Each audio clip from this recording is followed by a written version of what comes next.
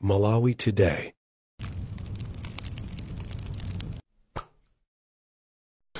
Kukulandirani kwina kulikonse kumene muli pa Malawi lero.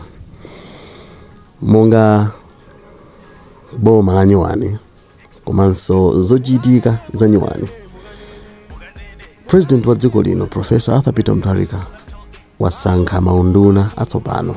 Wangoyambapo chabe kungo panga ka cabinet kakang'ono kwambiri kusankha maunduna osiyana-siyana.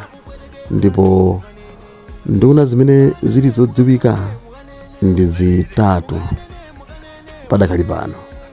Wasankha nduna ya zachuma komanso nduna ya za maubale a dziko lino ndi maiko ena, komanso unduna watsopano umene akutchula kuti Ministry of State Affairs. Kumenewo ndi unduna oona momwe dziko likuyendera. Nde maunduna amenewa ali motere.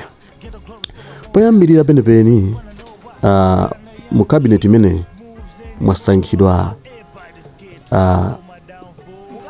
Enoch Chihana amenewa ndi a second vice president a dziko lino la Malawi.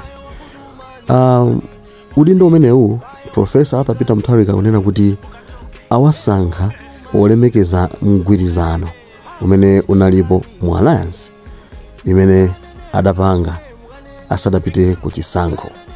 Ndipo Enoch Chihana ndi mtsogoleri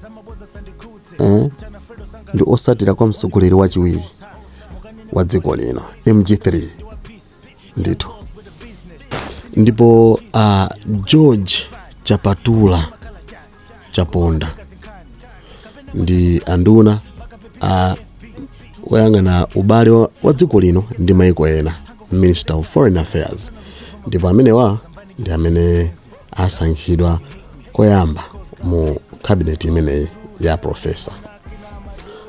Mwanamveka ndi nduna ya zachuma, Minister of Finance. Yowa ndi amene atiyendesere chuma chathu cha dziko lino padakali pano. Iwo watu ali ndi degree komanso master's degree pa nkhani yokhuzana ndi economics. Ndipo adakhalapo CEO kapena kuti mkulu wa Malawi Savings Bank. Ndithu amenewa nkhani za chuma ndi kadaulo kwambiri ndi amene atiyendesere chuma chathu padakali pano mu ulamuliro watsopano wa Professor Peter Mutharika. Tipitirire kuona maudindo ndi maunduna osiyana-siyana mu cabinet imeneyi. Apa tikubwera ndi Gangata. Alfred Gangata awapatsa unduna umene akutchula kuti Minister of State Minister of State Affairs. Umenewu ndi unduna umene ukuyang'ana zichitochito za mdziko. Ndipo Alfred Gangata ndi amene akhale akuyang'anira chilichonse chimene chikuyenda mdziko muno. Ndithu Gangata apeza unduna umenewu. Congratulations Alfred Gangata. Uyu ndi wamkulu wachiwiri kwa wamkulu wa polisi, Deputy Inspector General watsopano amene ndi Dr. Noel Kaira. Dr. Noel Kaira awasankha kukhala wachiwiri kwa Inspector General wa polisi. Mkulu ameneyu anadzatchuka ndi kulesa asilikali kapena kuti apolisi achizimayi kapena kuti wapolisi wina aliyense kumadukula pa TikTok atavala uniform ya apolisi. Ndipo yeye adachenjeza wina aliyense amene ali wa polisi kuti amene azichita mchitidwe umenewu ntchito itha kumuumira ndithu. Nde amenewa awasankha kukhala Deputy Inspector General. Congratulations bwana Noel Kaira. Amayi ndi abambo, anyamata ndi asungwana, wamkulu watsopano wa polisi, New Inspector General of Police, amenewa ndi bambo Richard Luhanga. Iwowa asankhidwa kukhala wamkulu wa polisi. Ndipo amenewa kusinthana ndi mayi Merini Yoram amene akhala pa udindowu muzaka 5 zapitazi, ndipo udindo umenewu akupitiriza ndi mkulu ameneyo. Koma maumboni ambiri atipeza kunena kuti akuti mkulu uyu ndi amene anali mzake weniweni wapamtima wa malemu Saulos Klaus Chilima. Ndefunso nkumati, kodi ino mukuganiza mmene ife tikuganizira? Edu maumboni ndi amenewo ndithu ochuluka. Introducing new army commander, kukupasirani wamkulu wa asilikali ankhondo watsopano. Amenewa ndi Lieutenant General George Alexander Jafu, ndi amene asinthana ndi Valentino Phiri amene atsogolera asilikali kwa zaka 5 zapitazi, ndipo padakali pano tili ndi watsopano ndithu mkulu ameneyu Alexander Jafu. Zabwino zonse bwana pamene mukusogolera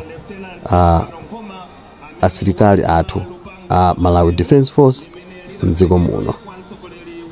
Ndipo Chief Secretary wasopano wa ku OPC, ku Office of President and Cabinet, amenewa asankhidwa ndi Justin Sadak, Dr. Justin Sadak K. Saidi, amene asinthana ndi Colin Zamba.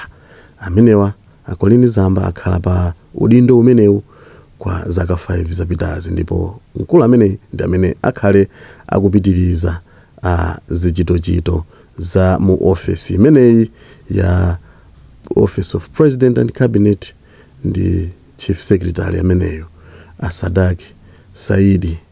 Ndithu olemekezeka Saidi, ife tikufunirani zabwino zonse, ndipo mugwire ntchito yanu mosogozedwa ndi Mulungu. Congratulations bana. Ndithu amenewa anali ena mwa anthu amene asankhidwa mu cabinet yatsopano imeneyi ndi Professor Arthur Peter Mutharika. Takamba kale kunena kuti iyi ndi partial cabinet, ndi cabinet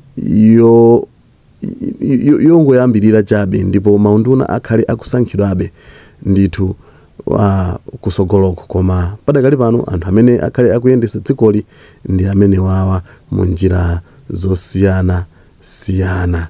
Ndithu wina aliyense amene wapeza maudindo amenewa tikungoti congratulations, zabwino zonse, Ambuye akusogolereni. Ife kuno ku Malawi lero tingoti subscribe, comment, like, osayolanso kupanga share. Bye bye.